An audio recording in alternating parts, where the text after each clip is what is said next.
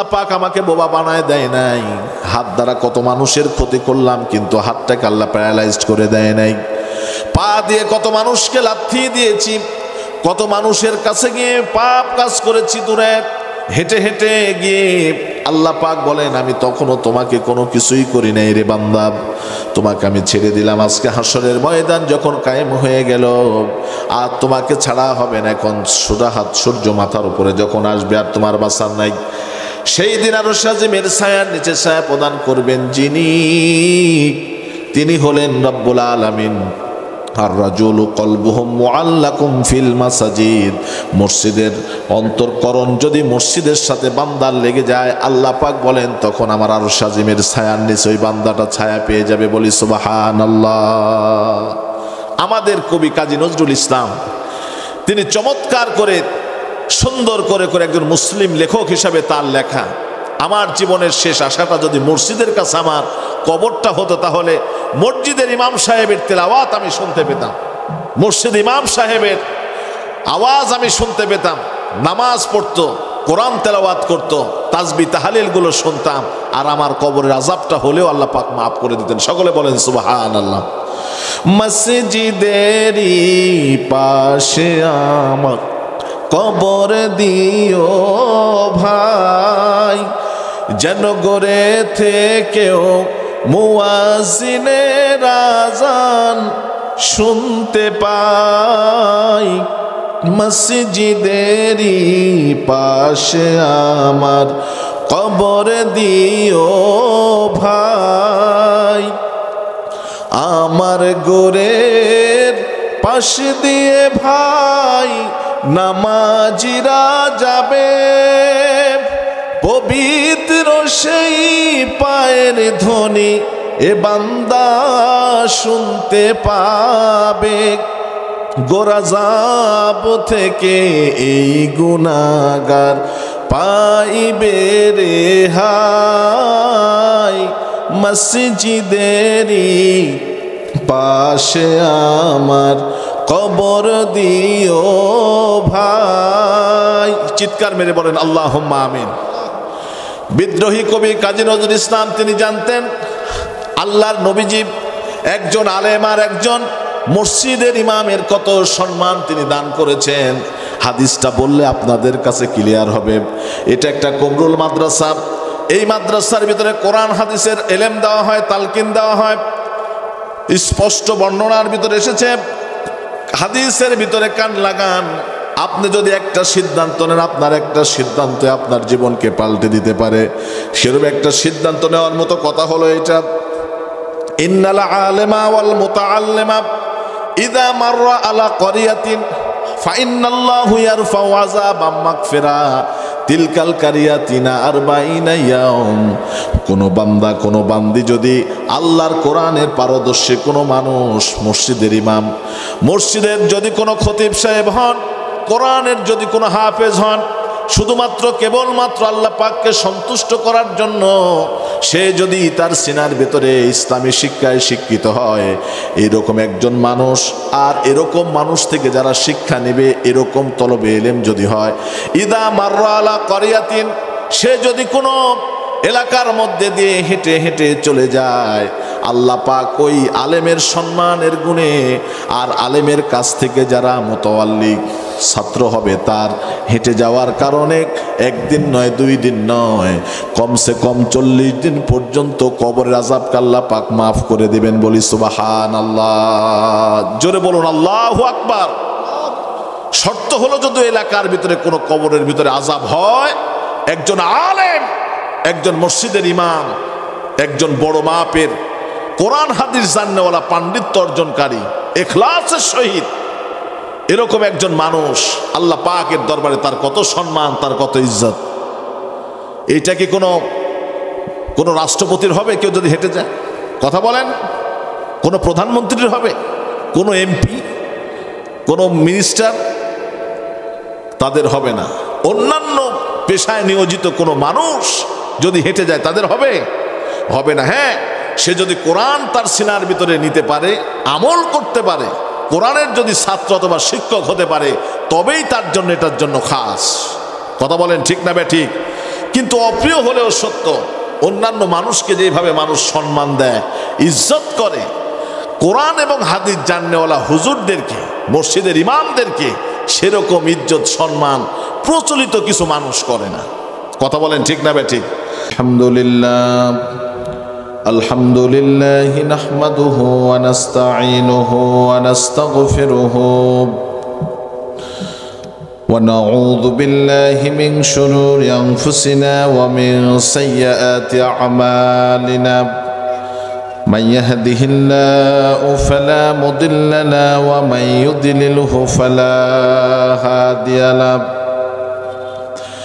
ونشهد أن لا إله إلا الله وحده لا شريك له ونشهد أن سيدنا وحبيبنا ومولانا محمدا عبده ورسوله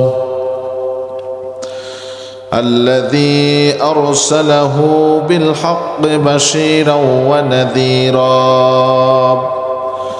وداعيا إلى الله بإذنه وسراجا وقمرا منيرا أما بعد فقد قال الله تعالى في كلامه المجيد وفي فرقانه الحميد أعوذ بالله من الشيطان الرجيم بسم الله الرحمن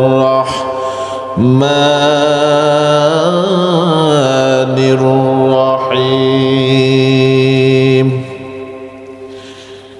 إنما يعمر مساجد الله من آمن بالله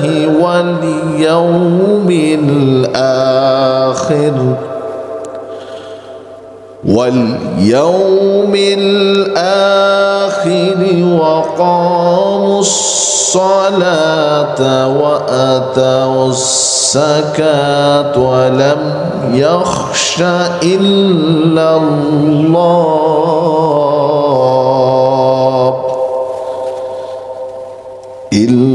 الله فسعى أولئك أن يكون من المهتدين إلى آخر الآيات. قال النبي صلى الله تعالى عليه وسلم أحب بلاد إلى الله مساجدها وبغض بلاد إلى الله أسواقها. وقال الله تعالى في شان حبيبه مخبرا وآمرا إن الله وملائكته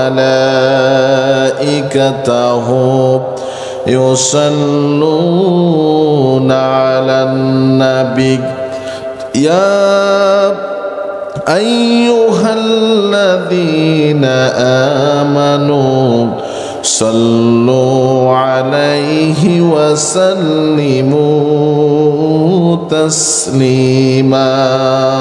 اللهم صل على سيدنا مولانا محمد وعلى آل سيدنا مولانا محمد. الحمد لله رب العالمين والصلاة والسلام على رسوله الكريم وعلى آله وأصحابه أجمعين. أما بعد. بسم الله الرحمن الرحيم.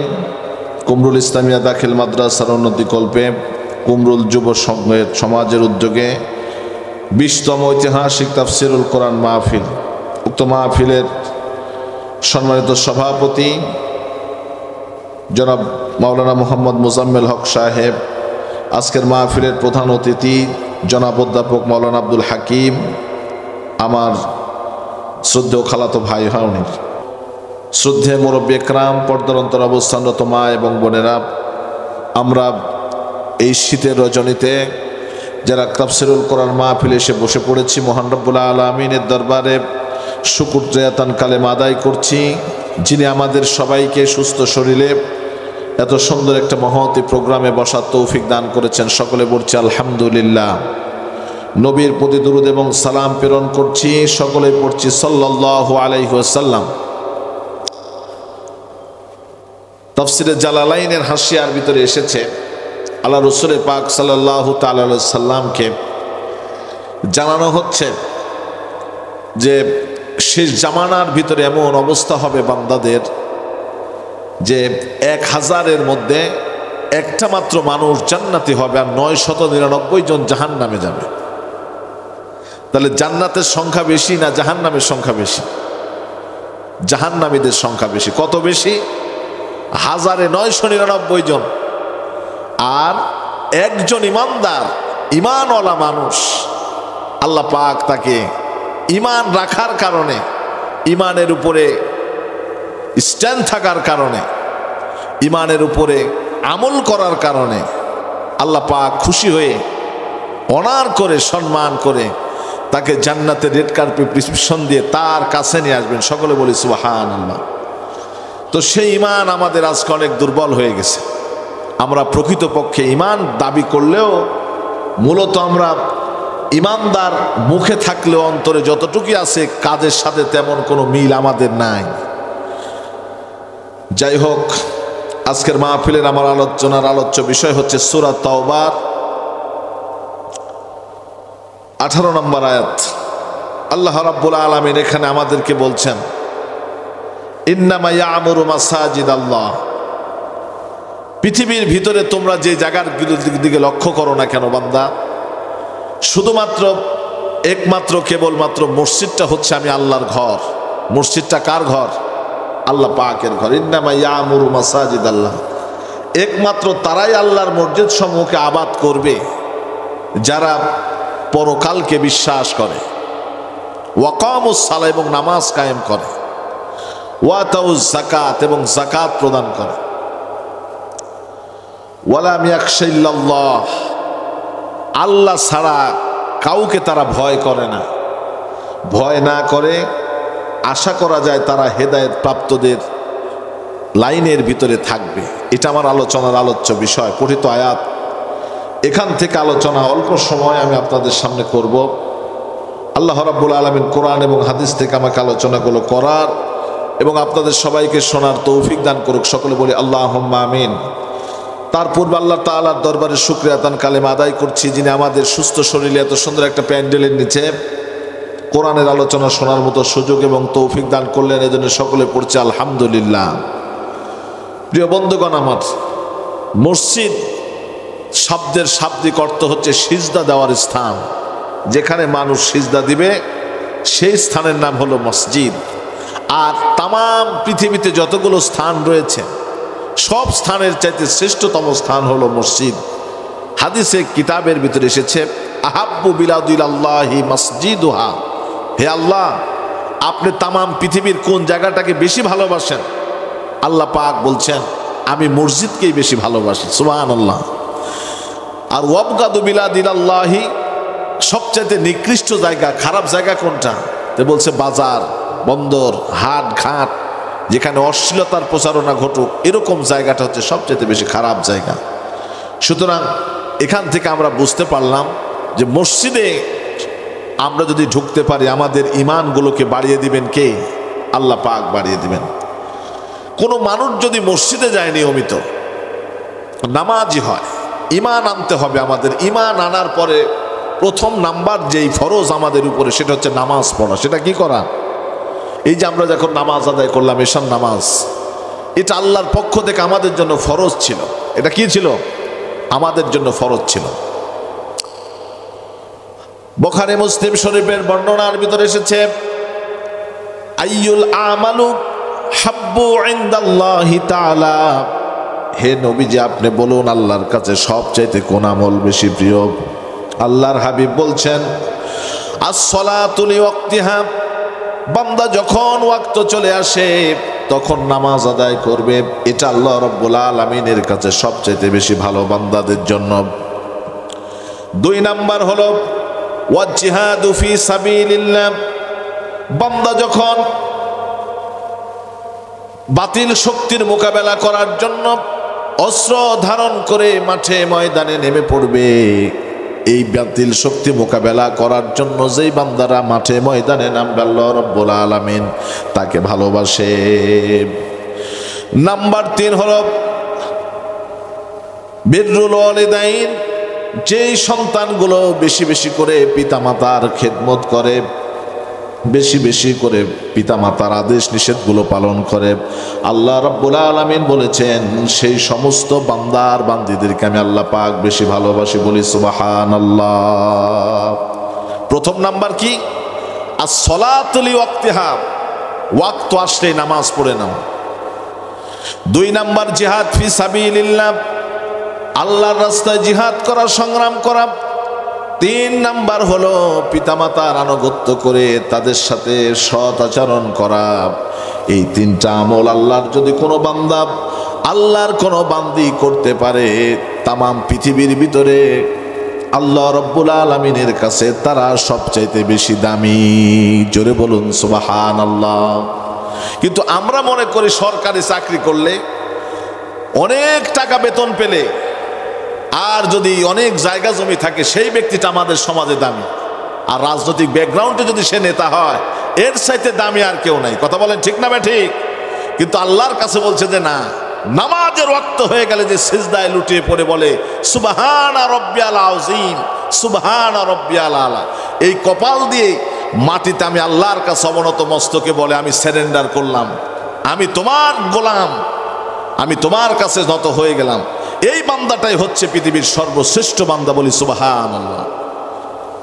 পরিবেশ যেটাই আসুক না কেন, বাতিল শক্তি যখন চক্ষু রাঙানে দিবে, বুকে ঈমান যাদের রয়েছে তারা বিড়ালের মতো কুসকুস করে পিছনের দিকে যাবে না, বুক পেতে দিয়ে সামনের দিকে অগ্রপথিকের মতো, ঘোড়ার মতো দাবড়িয়ে বলবে বাতিল আছে যেখানে, সংগ্রাম করবে সেখানে। কথা বলেন ঠিক না ঠিক?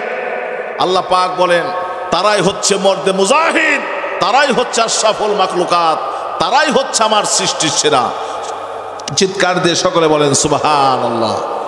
আর পিতা মাতার থেকেই তো তোমরা দুনিয়াতে এসেছো, সেই পিতা মাতার সাথে যদি তোমরা ভালো আচরণ করো, আচরণগত দিক থেকে আমি আল্লাহ পাক তাদের সম্মান, তাদের ইজ্জত আমি আল্লাহর দরবারে অনেক বেশি বলি সুবহানাল্লাহ।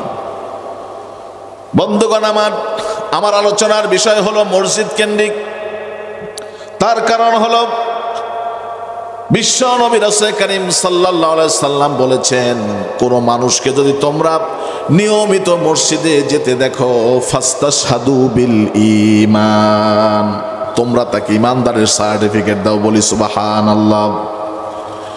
একজন চোর চুরি করার পরে নামাজ আদায় করতেছেন, পাশের একটা মানুষ দেখে বলেন, হুজুর আমি চিনতে পেরেছি এই ব্যক্তিটা নিয়মিত চুরি করে, কিন্তু আবার সে নামাজ আদায় করে। বিশ্ব নবী সাল্লাল্লাহু আলাইহি সাল্লাম বললেন, ওই ব্যক্তির যখন নামাজ কবুল হয়ে যাবে রে, পৃথিবীর সব অন্যায় অশ্লীল কাজগুলো রব্বুল আলামিন তার মাফ করে দেবেন। বলি সুবহানাল্লাহ। ইন্নাস সালাতা তানহা আনিল ফাহশাই ওয়াল মুনকার ওয়ালা যিকরুল্লাহি আকবার। আল্লাহর স্মরণের দিক থেকে নামাজের চাইতে বেশি কিছু নয়। নামাজ যেই ব্যক্তি আদায় করবে নিয়মিতভাবে, আল্লাহ রাব্বুল আলামিন তার পদমর্যাদাকে এত বেশি পরিমাণ বৃদ্ধি করে দিবেন। এই জন্য আল্লাহ রাসূল সাল্লাল্লাহু আলাইহি সাল্লাম বলেছেন, তাওয়ান্নু রাজুলুন মুসলিমুন আল মাসাজিদ লিস-সালাতি ওয়াল যিকির। কোন ব্যক্তি যদি নিয়মিত মসজিদের সাথে যাতায়াত করে, এক ওয়াক্ত নামাজ পড়ার পর অপর ওয়াক্ত নামাজের জন্য যাতায়াত করে, ওযু করে আর জিকির করে, মসজিদের ভিতরে একটু বসে বসে আল্লাহর তাসবিহ পাঠ করে, সুবহানাল্লাহ, আলহামদুলিল্লাহ, আল্লাহু আকবার, লা ইলাহা ইল্লাল্লাহ, আল্লাহ পাক রব্বুল আলামিন তখন তাকে এই বান্দাটা বাড়ির থেকে যখন বের হয়ে মসজিদের দিকে আসতে লাগে, সমস্ত আরশের ফেরেশতাদেরকে ডাক দিয়ে বলে, ফেরেশতারা, আমি আল্লাহ রাব্বুল আলামিন আমার অমুক বান্দার জন্য আমি হাসি মুখে তার জন্য অভ্যর্থনার জন্য দাঁড়িয়ে গেলাম। বলি সুবহানাল্লাহ। আল্লাহ নিজে অভ্যর্থনা দেওয়ার জন্য দাঁড়িয়ে যান। কামা ইয়াতাবাসসাসুল আহলিল গায়িবিল বিল গায়িবাহুম ইজা কাদিমু আলাইহি। আল্লাহ রাব্বুল আলামিন বলেন, দুনিয়ার মানুষ যখন কোনো মানুষকে সম্মান দেওয়ার জন্য দাঁড়িয়ে হাসি মুখে তার জন্য মুসাফা করতে লাগে, অভ্যর্থনা দেয়, আমি আল্লাহ রাব্বুল আলামিন তখন সেই পরিমাণ মর্যাদা আর ইজ্জত আমি আমার বান্দাকে তখন দান করে দেই। এত বড় নেয়ামত। মসজিদে যখন আপনি যাবেন, আল্লাহর অভ্যর্থনা, আপনার রেড কার্ডের প্রিসক্রিপশন আল্লাহ পাক আপনাকে দিবেন। 3 শ্রেণীর মানুষ হলো আল্লাহ পাকের মেহমান। আমার বাড়ি কালিকাপুরে, আমি আজকে এলাকার মেহমান হয়েছে, আপনারা দাওয়াত দিয়েছেন কোরআন হাদিসের কথা বলার জন্য, কিন্তু বিশ্বনবী সাল্লাল্লাহু আলাইহি সাল্লাম বলেছেন 1 নাম্বার হলো যারা বাইতুল্লাহ শরীফ জিয়ারত করার জন্য, হজ করার জন্য মক্কাতুল মুকাররমা মদিনাতুল মুনাওয়ারায় যায়, তারা সকলেই হলো আল্লাহ রাব্বুল আলামিনের মেহমান। বলি সুবহানাল্লাহ। আর যারা জিহাদের ময়দানে যায়, জিহাদ করতে করতে বাতিল শক্তির কাছে আক্রান্ত হয়ে কারো হাত কাটা যায়, কারো পা কাটা যায়, কিন্তু জীবনে বেঁচে চলে আসে, এরকম লোক আছে না নাই? পঙ্গু হয়, চক্ষু ক্ষতিগ্রস্ত হয়, হাত পা কেটে যায়, একটু ইনজুরি হয়, এইভাবে চলে আসে। আল্লাহ পাক বলেন ওই ব্যক্তিটা হচ্ছে আমার মেহমান। আর 3 নাম্বার হলো যেই ব্যক্তিরা নিয়মিত কন্টিনিউ মসজিদে মুকাররমের ভিতরে যায় এবং আসে, তারা হচ্ছেন আল্লাহ পাকের মেহমান। সকলে বলেন সুবহানাল্লাহ। তাহলে আল্লাহ পাকের মেহমান হলে তার দাম কমে না বাড়ে? কথা বলেন, তার দাম বেড়ে যায়। যারা মসজিদটাকে বাড়ি বানিয়ে নেয়, মসজিদটাই তাদের অন্তঃকরণের সাথে লেগে থাকে। বুখারী মুসলিম শরীফের বর্ণনা, কিয়ামতের ময়দানে যখন আল্লাহ পাক রব্বুল আলামিন সমস্ত বান্দার বান্দীদেরকে তুলবেন হাসরের ময়দানে, উঠানোর সঙ্গে সঙ্গে মসজিদে যারা যাবে আর আসবে, মসজিদের মোহাব্বত যাদের অন্তঃকরণের ভিতরে লেগে থাকবে, তাদেরকে উপহার স্বরূপ বলছেন আর রাজুলু কলবুহু মুআল্লাকুম ফিল মাসাজিদ। হাসরের ময়দানে সোয়াহাত সূর্য মাথার উপরে চলে আসবে, বৎকারের মাথাগুলো টকবক টকবক করে ফুটতে ফুটতে মানুষগুলো প্রায় পাগল পারা হয়ে যাবে। মানুষগুলো ছোটাছুটি করবে রে পাপ করতে করতে, তার কারণ এই মাথার ভিতরে, এই শরীরের ভিতরে, এই চোখ দিয়ে, এই পা দিয়ে দুনিয়ার জমিনে কত অন্যায় করেছি। যা দেখা হারাম সেটাও আমরা করেছি, যা করা হারাম সেটাও আমরা 2 হাত দিয়ে করেছি, যা বলা হারাম সেটাও আমরা বলেছি। কথা বলেন ঠিক না বেঠিক? এই যে দুনিয়ায় পাপ করলাম, মিথ্যা কথা বললাম, আল্লাহ পাক আমাকে বোবা বানায় দেয় নাই। হাত দ্বারা কত মানুষের ক্ষতি করলাম, কিন্তু হাতটাকে আল্লাহ প্যারালাইজড করে দেয় নাই। পা দিয়ে কত মানুষকে লাথি দিয়েছি, কত মানুষের কাছে গিয়ে পাপ কাজ করেছি, দূরে হেঁটে হেঁটে গিয়ে। আল্লাহ পাক বলেন আমি তখনও তোমাকে কোনো কিছুই করি নাই রে বান্দা, তোমাকে আমি ছেড়ে দিলাম। আজকে হাসরের ময়দান যখন কায়েম হয়ে গেল, আর তোমাকে ছাড়া হবে না। এখন সোজা হাত সূর্য মাথার উপরে যখন আসবে, আর তোমার বাঁচার নাই। সেই দিন আরশ আজিমের ছায়ার নিচে ছায়া প্রদান করবেন তিনি হলেন রব্বুল আলামিন। আর রাজুলু কলবুহু মুআল্লাকুম ফিল মাসাজিদ। মসজিদের অন্তরকরণ যদি মসজিদের সাথে বান্দার লেগে যায়, আল্লাহ পাক বলেন তখন আমার আরশ আজিমের ছায়ার নিচে ওই বান্দাটা ছায়া পেয়ে যাবে। বলি সুবহানাল্লাহ। আমাদের কবি কাজী নজরুল ইসলাম তিনি চমৎকার করে সুন্দর করে একজন মুসলিম লেখক হিসাবে তার লেখা, আমার জীবনের শেষ আশাটা যদি মসজিদের কাছে আমার কবরটা হতো, তাহলে মসজিদের ইমাম সাহেবের তেলাওয়াত আমি শুনতে পেতাম, মসজিদ ইমাম সাহেবের আওয়াজ আমি শুনতে পেতাম, নামাজ পড়তো, কোরআন তেলাওয়াত করতো, তাসবিহ তাহলিলগুলো শুনতাম, আর আমার কবরের আযাবটা হলেও আল্লাহ পাক মাফ করে দিতেন। সকলে বলেন সুবহানাল্লাহ। মসজিদেরই পাশে আমার কবর দিও ভাই, যেন গড়ে থেকেও মুয়াজ্জিনের আযান শুনতে পাই। মসজিদেরই পাশে আমার কবর দিও ভাই। আমার গোরের পাশ দিয়ে ভাই নামাজিরা যাবে, পবিত্র সেই পায়ের ধ্বনি এ বান্দা শুনতে পাবে। গোরাজাব থেকে এই গুনাহগার পাইবে রেহাই। মসজিদেরই পাশে আমার কবর দিও ভাই। চিৎকার মেরে বলেন আল্লাহুম্মা আমিন। বিদ্রোহী কবি কাজী নজরুল ইসলাম তিনি জানতেন আল্লাহর নবীজি একজন আলেম আর একজন মসজিদের ইমামের কত সম্মান তিনি দান করেছেন। হাদিসটা বললে আপনাদের কাছে ক্লিয়ার হবে। এটা একটা কমরুল মাদ্রাসা। এই মাদ্রাসার ভিতরে কোরআন হাদিসের এলেম দেওয়া হয়, তালকিন দেওয়া হয়।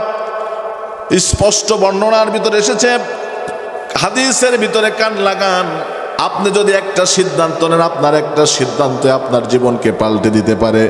সেরকম একটা সিদ্ধান্ত নেওয়ার মতো কথা হলো এটা, ইন্নাল আলেমা ওয়াল মুতাআল্লিমা ইযা মাররা আলা ক্বরিয়াতিন ফাইন্নাল্লাহু ইয়ারফাউ আযাবাম মাগফিরা তিলকাল কারিয়াতিনা আরবাইনা ইয়াউম।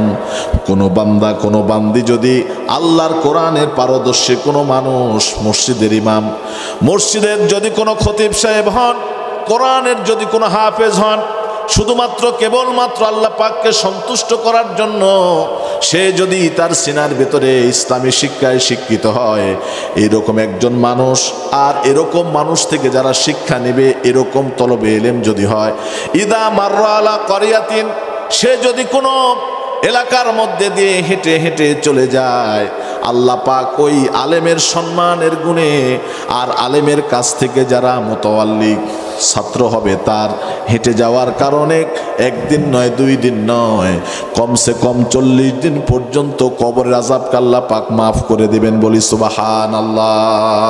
জোরে বলুন আল্লাহু আকবার।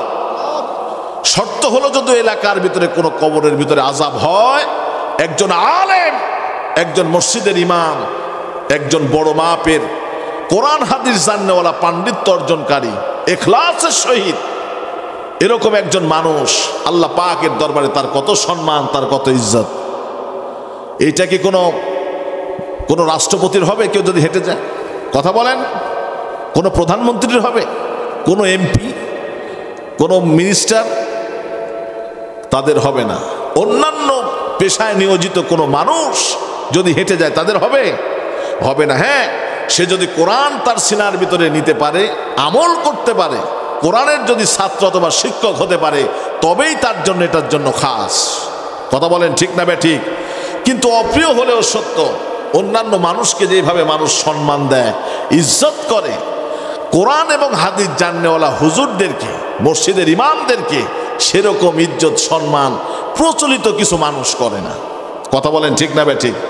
আমার সাথে আপনারা একত্রতা ঘোষণা করেন আর নাই করেন, এটা কিন্তু চরম বাস্তবতা। মুসনাদে আহমদের বর্ণনা, হাদিস নাম্বার হচ্ছে 5ম খণ্ডের 323 নম্বর হাদিস। বিশ্বনবীর কড়া হুঁশিয়ারি, আলেমের পদমর্যাদা কতখানি বেশি, বয়সে বড় তাদের পদমর্যাদা কতখানি বেশি, এবং যারা ছোট তাদেরকে স্নেহ করতে হবে, তারাও কতখানি দামি আমাদের কাছে। লাইসা মিন উম্মতি মান লাম ইয়াজিল্লু কাবীরানা ওয়ালা ইয়ারহাম সাগীরানা ওয়া ইয়ারিফুল উলামা হাক্কানা। বিশ্বনবী সাল্লাল্লাহু আলাইহি সাল্লাম বললেন 3 শ্রেণী লোকের কথা তার ভিতরে প্রথমে বললেন, তারা আমার উম্মত নয়, তারা আমার উম্মত নয়, তারা আমার দলের কেউ নয়। তারা কারা? মান লাম ইউজিল্লু কাবীরানা, যারা বড় মানুষকে দেখলে সম্মান করে না, সম্মান দেয় না, ইজ্জত দেয় না, এরকম লোক আছে না নাই? কথা বলেন, কথা বলেন। বড় মানুষকে যেভাবে সম্মান দেওয়া দরকার সেভাবে সম্মান দেয় না।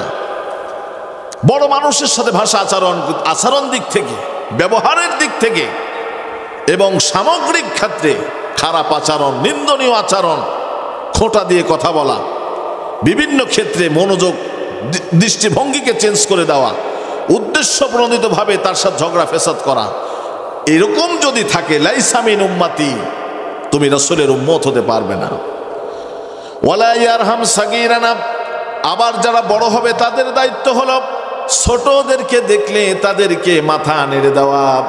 আল্লাহর হাবিব সাল্লাল্লাহু আলাইহি সাল্লাম সম্পর্কে আম্মা জান আয়েশা সিদ্দিকা রাদিয়াল্লাহু তাআলা আনহা বলেন, আমি বিশ্ব নবীজির সঙ্গে যতদিন পর্যন্ত ঘুরতে বেরিয়েছি আমি দেখতাম বিশ্ব নবী কোনো ছোট বাচ্চাকে পেলে সঙ্গে সঙ্গে তাকে জড়িয়ে ধরে তাকে চুমু দিয়ে তার মাথা নেড়ে দিতেন। সুবহানাল্লাহ।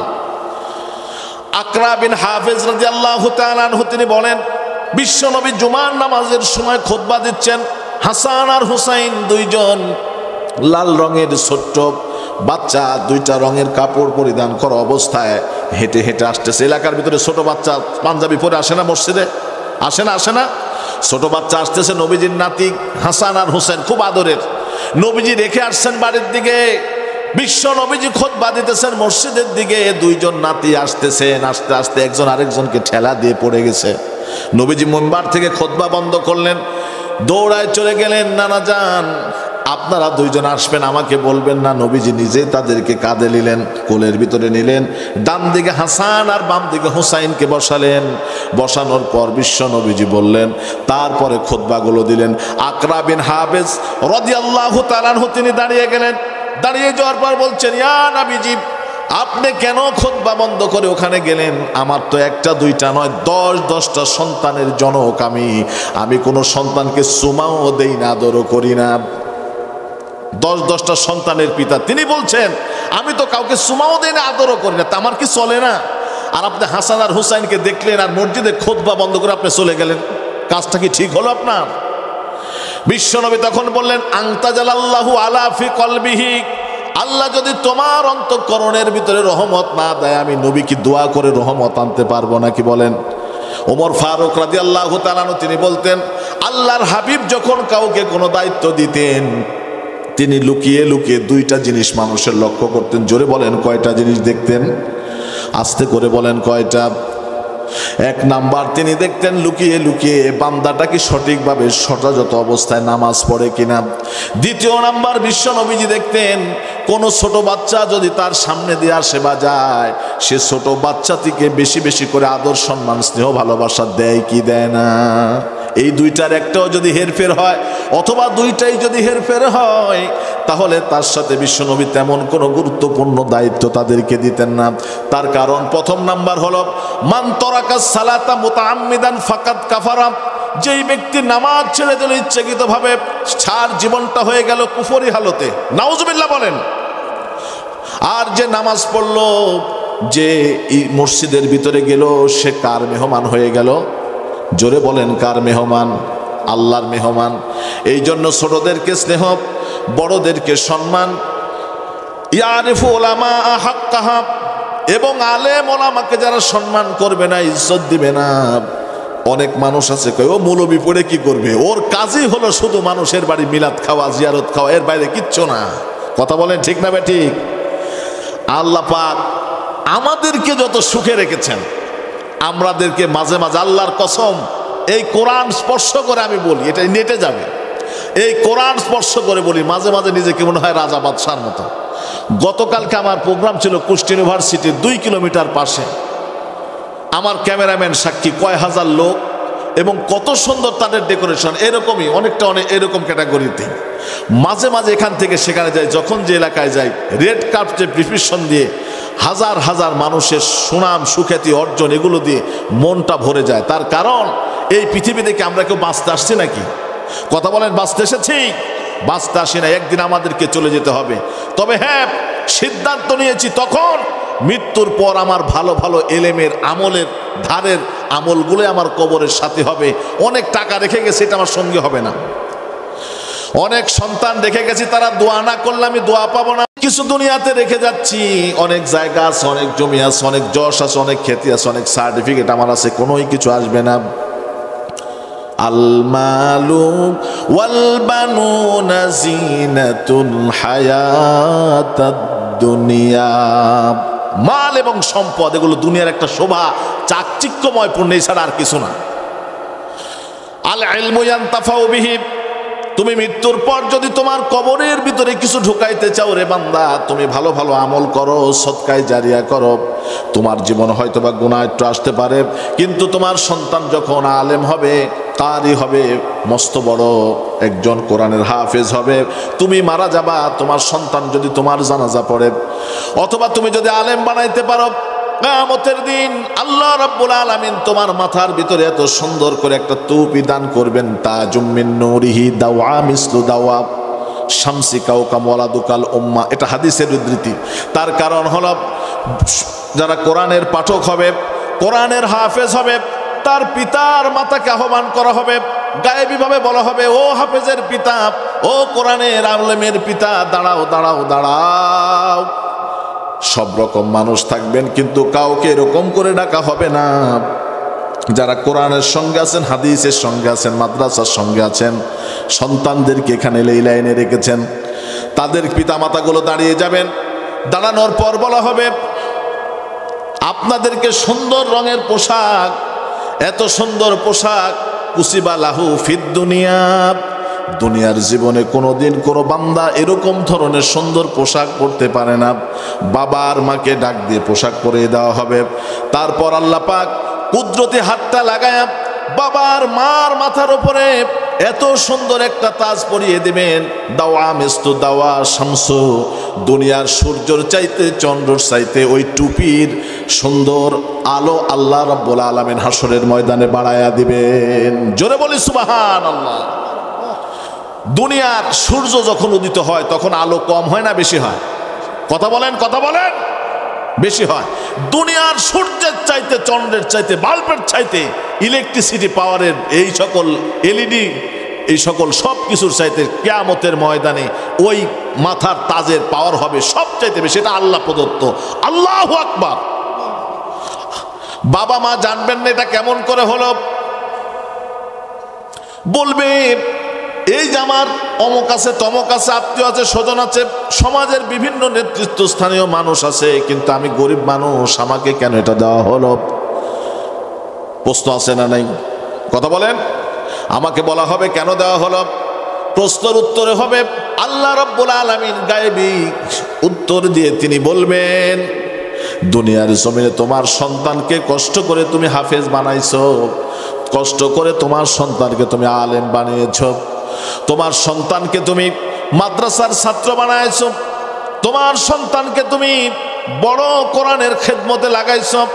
এই কারণে আজকে রাব্বুল আলামিন এত সম্মান, এত ইজ্জত তোমাকে দান করলো। আল্লাহ রাব্বুল আলামিন দুনিয়ার মানুষ তোমাকে সম্মান দিক বা না দিক, আমি আল্লাহ রাব্বুল আলামিন নিজেই তোমাকে আজকে হাসরের ময়দানে সম্মানিত করে দিলাম। বলি সুবহানাল্লাহ। সব মানুষগুলো আফসোস করবে, হায় হায় হায় হাতা শাবাবা ইয়াউদু, আরে জীবন যদি আবার ফিরে পেতাম রে, তাহলে দুনিয়ায় যায় ওই কাজটাই আগে করতাম। সুবহানাল্লাহ। ক্বালু ইয়া ওয়াইলানা মিম বাসানা মিম মারকাদনা মা হাযা ওয়া'দার রহমান। আল্লাহ বলেছেন যা চলে যাওয়ার সেটা গেছে, আর ওটা হবে, এটা রহমানের ওয়াদা। এটা কার ওয়াদা? আল্লাহ পাকের ওয়াদা।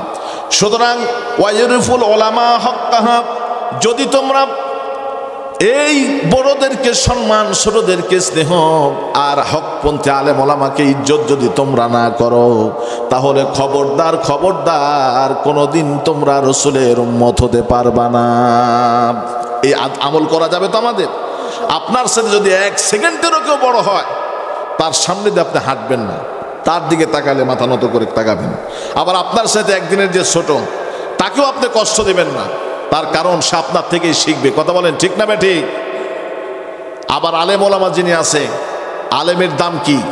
সরাসরি কোরআন এবং হাদিসের আলোকে যিনি চলেন, তার জীবনে তো সে মন গড়া কিছু করে না। মন গড়া কিছু করে? তিনি ইসলামী কায়দায় তার জীবন ইয়া করে। একজন আলেমের কত দাম? আল ফাকিহু নাহিদুন আসাদ্দু আলা শাইতানি আলফি আবেদ।